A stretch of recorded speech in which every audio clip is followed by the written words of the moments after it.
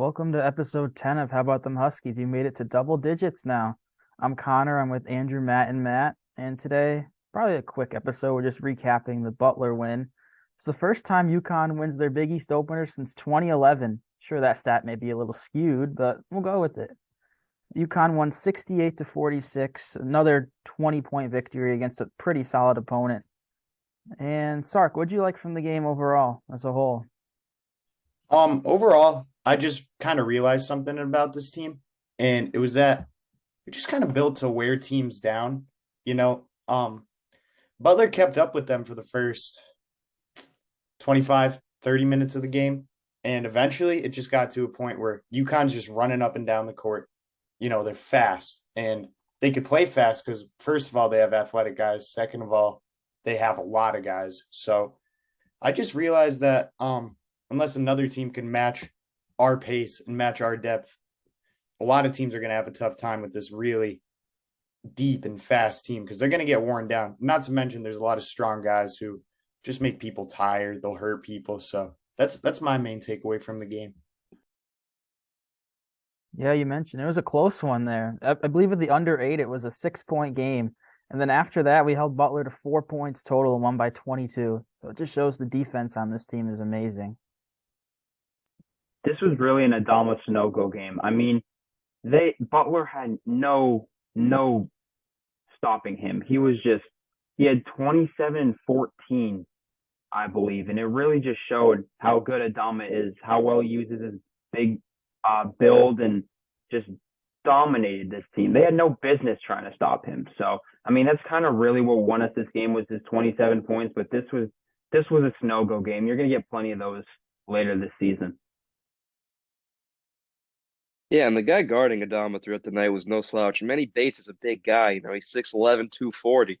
And it looked like Sanogo was just having his absolute way with him. There's nothing he could do to stop him. He did all right offensively, but he did turn the ball over 4 times. So Sanogo does have very quick hands. We saw towards the end of the game, Sanogo, take it from the top of the key, just drive in and just slam it down. A lot of good things from Sanogo during this game that maybe we haven't seen so much during preseason. He pulled out a couple mid-range jump shots, which I feel like we haven't seen very much of. It was either at the basket with a little, soft touch or just a three-pointer that he seemed to have added. But I really enjoyed the mid-range off the little pick and pops. He would just slide right out, and he didn't really hesitate either. He would just go right up with him. So a lot of good from Sanogo. One thing about Adama Sanogo is when you see him sometimes in the post, there'll be like 3, 4 guys around him. He's pivoting and he's pushing people around. And you're kind of just thinking to yourself, Adama, kick it out. I know that's one thing we all called on him to do is pass out at doubles. He's getting like triple team down there and he'll put it up and make it. So, you want him to kick it out. But if he's doing that, I'm absolutely fine with it. And don't get me wrong, there are some times where he does need to make the pass. But against teams like Butler, he's just physically dominant. And yeah, that's what I noticed. And also, one of the threes he hit, or he only hit 1 3, but that was a very important, timely three to stop a lot of momentum. He really took the game over himself. That was kind of early in the first half when Butler started making a comeback. So, yeah, definitely the Adama Sanogo game. Yeah, definitely. Matt, you mentioned Manny Bates. He's a pretty big guy, great defender. He leads the Big East in blocks this year. He only had one block, and that's with Sanogo taking 20 plus shots, a majority of them right at the rim. So it just shows Sanogo, he's so good offensively, even a great defender. It doesn't phase him. He gets his shot off, he times it well.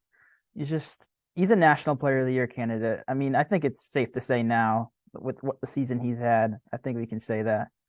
And also, he played 31 minutes. Clingan only played 9, and that's happened a couple times this year. Just when he's so dominant, Sanogo, you can't take him off the floor. I believe the Oklahoma State game was similar to that too, where Sanogo played a majority of those center minutes. And Clingan still had 8 rebounds in his 9 minutes. So, but he's still producing. Only 4 points, but he didn't miss a shot. And it just shows, it adds on to what I've said, and we've all said, we have the deepest center group in college basketball. And a player I want to highlight real quick, a guy that's kind of struggled this year, was Naheem Aline. He had a great game. He hit 3 threes, including a big one late in the first half. Really gave us a jolt of energy. when we really needed it. We struggled in the first half, so hitting that three going into the locker room was huge. And Andre Jackson just continues to amaze me. I mean, he had 6 rebounds and 6 assists, and he only had 3 points, but he hit another three. So maybe I want to see him do a little bit more scoring. We don't need it necessarily, but if we can get like 8 points out of him, I think we'll be in great shape. Yeah, and one thing about Aline is I think I saw that he had the best plus minus on the team, and it makes sense because he tends to play good defense. So when he could be efficient and he's making his shots, he's making his shots in a timely manner.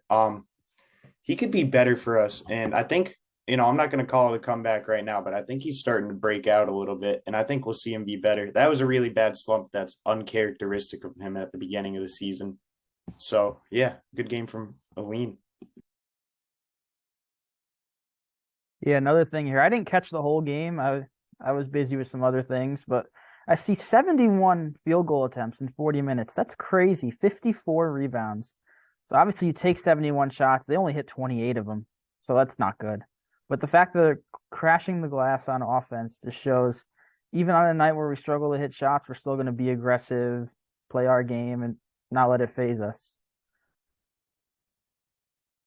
Yeah, yeah, you said 28 shots made.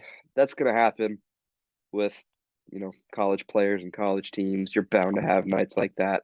These guys aren't professionals. We need to remember that, but they are very high quality players. So, if there is a night like tonight or last night where, you make 28 of 71, you need to know that you have a guy that you can go to win you a game.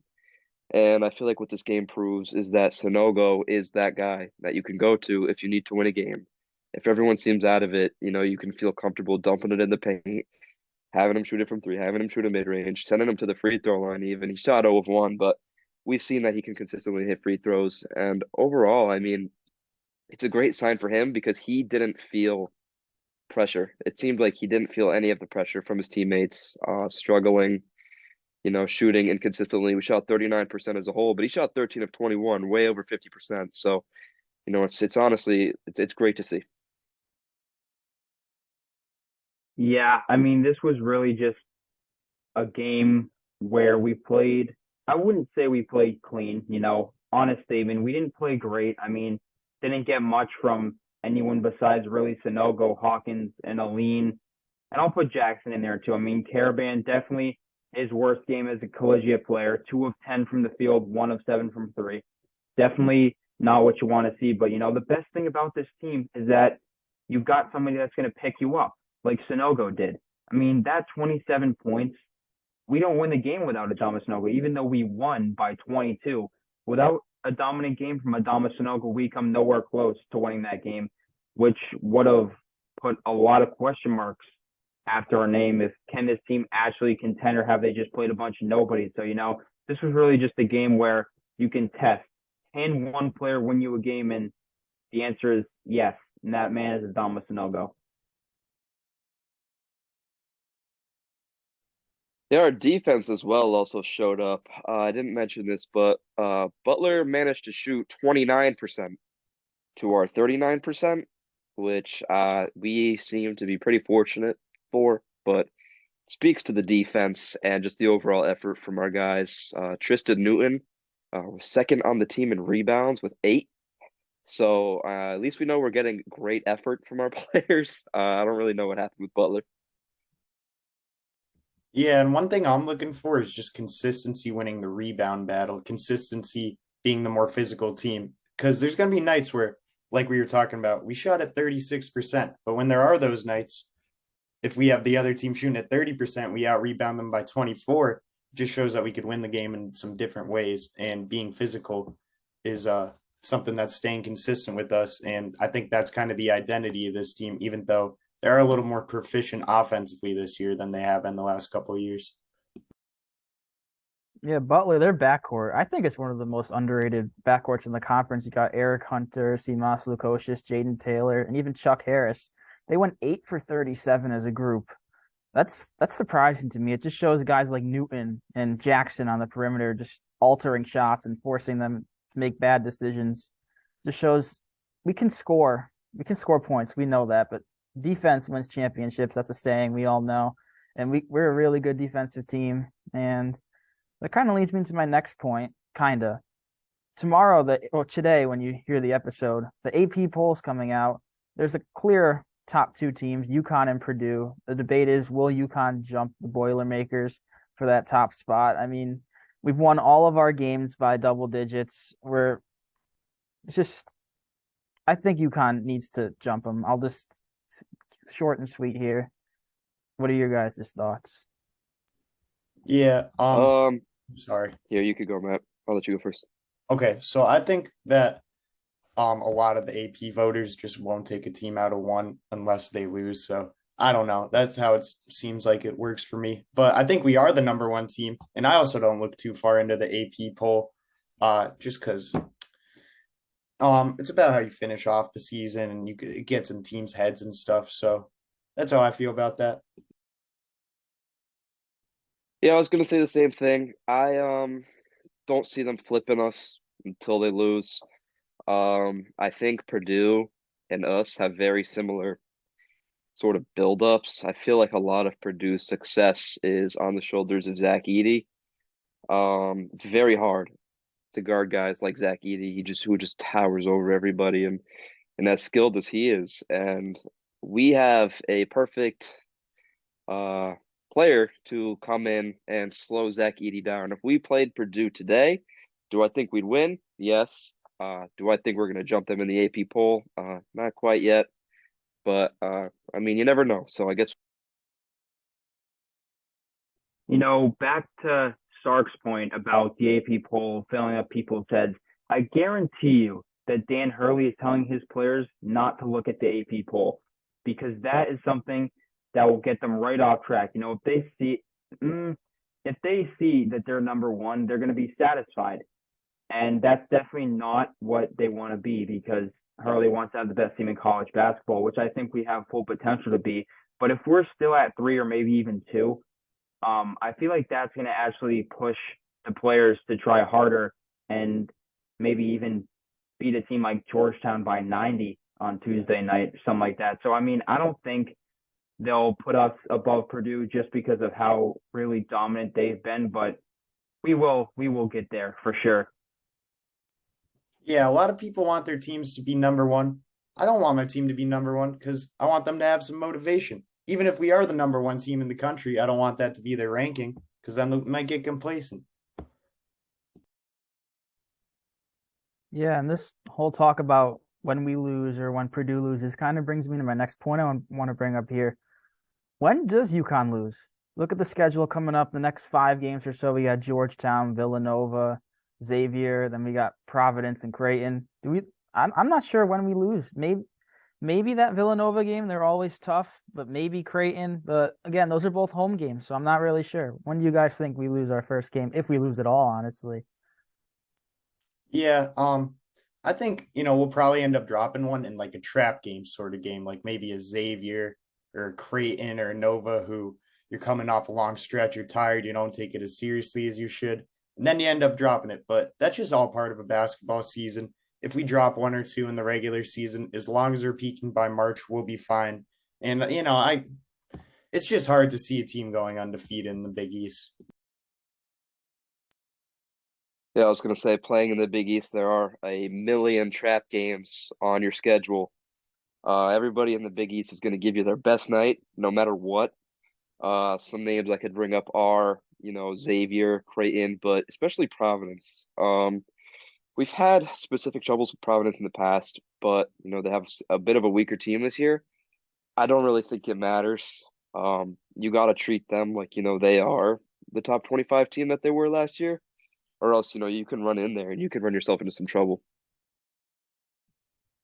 I'm going to go out on a limb and say that there's one team that's really coming for us, which is why I think our first loss is going to be Wednesday, January 11th at Marquette. They've just shown me a lot this year. If not that, maybe we'll lose New Year's Eve at Xavier.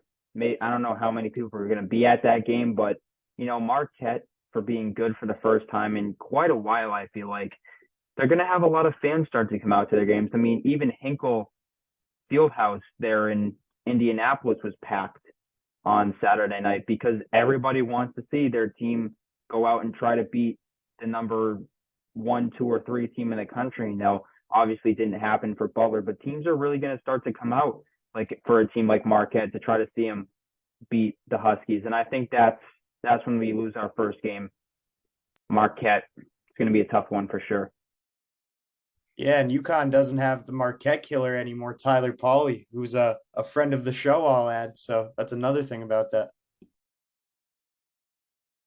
Yeah, Andrew, I'll have to agree with you there. If I was a betting man, I'd probably guess that game against Marquette would be our first loss, though we could easily lose any game besides Georgetown before that. I say that now we're going to lose to Georgetown, but it's all good. That leads me to my next point here, the next game against Georgetown. But first of all, it's pretty much everyone's on winter break now, or at least close to it. So you have some time on your hands. Why not come out to Gamble Pavilion on Tuesday to support the Huskies? Let's see, if I go to SeatGeek, the app here, tickets are starting at $34 for the Georgetown UConn game on Tuesday the 20th.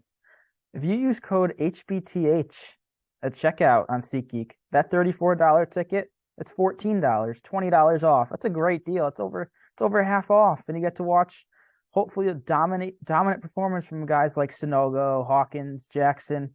Maybe we'll even get some Andrew Hurley moments in there. Emmett Hendry, maybe future friend of the pod, Emmett Hendry. So, yeah, if you use SeatGeek code HBTH at checkout, you get $20 off your first purchase. And how about you make that first purchase the game for Georgetown? We need to fill it up. It's a great cause. And, yeah, use code HBTH at checkout. And you can meet me. I'll be there. So if you're a huge fan of the podcast, come on out. Come on out. Come shake my hand. Yep, Matt Morbidelli meet and greet. That's a little more incentive for you to go. And then we'll have the Andrew or Matt Sarkis one at the Villanova game. You guys got to get out there. It's going to be crazy. Definitely. I mean, you see that $34 ticket, take off the 20. You take off maybe more. They should pay you to go to the game at that point. If you get a Matt Morbidelli meet and greet in there. And we'll move on now to the Georgetown game. We're each going to pick a player to watch for the game. And I'm going to go with Alex Karaban. He kind of had his first dud as a Husky, went 2 for 10 from the field. I think he's going to be guarded by a familiar face, likely a Cook. And I think Karaban, obviously Cook's a great defender, but I think Karaban's going to be able to, I think he'll definitely improve on his 5 points and 6 rebounds he had against Butler. And I think it's a great game to do it against the lower level opponent. I think this is going to be a Jordan Hawkins game. I think this is a night where he puts up 20, 25 with 6 or 7 threes. Georgetown's rotational defense hasn't been great this year. Obviously, you don't want to leave a guy like Hawkins open, but I feel like they're going to get too centered around trying to guard Sanogo, and they're going to completely forget a guy like Hawkins exists. So he's my guy to watch. He can easily put up 7 threes on Tuesday night. Yeah, my guy to watch is going to be Tristan Newton for 2 reasons. The first being it's been really fun when he's had his good game, so I want to see that again. And the second being is Georgetown sneakily has one of the best guards in the Big East in Primo Spears, Connecticut legend. I'm not going to talk about his football career. And I just kind of want to see how Newton, our lead guard, stacks up against him. For my player to watch for, I'm going to go with Donovan Clingan. Had a bit of a slower game last time out, but I feel like Georgetown does not have the big man depth to handle Clingan. And I feel like for a game that we're going to have great control of, the majority of the time we're going to see a lot of Donovan Clingan. I can see a really big night for Donovan Clingan. Yeah, and also I'll just bring up a player I'm going to watch on Georgetown. It's their big man, Qudus Wahab. If you guys don't know, last year he transferred out of Georgetown to Maryland. Now he's back in DC. 2 years ago, he had a couple of big games against us. In the game in DC, he went for 18 and 10. And in the game in Stores, which was a big UConn win, he went for 16 and 7. So obviously it's a little different we have Sanogo and Klingon to throw at him, but he's had great success against us in the past, so I'm interested to see if he'll continue now. And if you guys don't have anything else, I think that'll just about do it here for episode 10. You can look for another episode, hopefully before Christmas. We'll recap the Georgetown game, maybe do something fun for Christmas. Who knows? But yeah, thanks for listening or watching if you're on YouTube, and stay tuned. Thanks.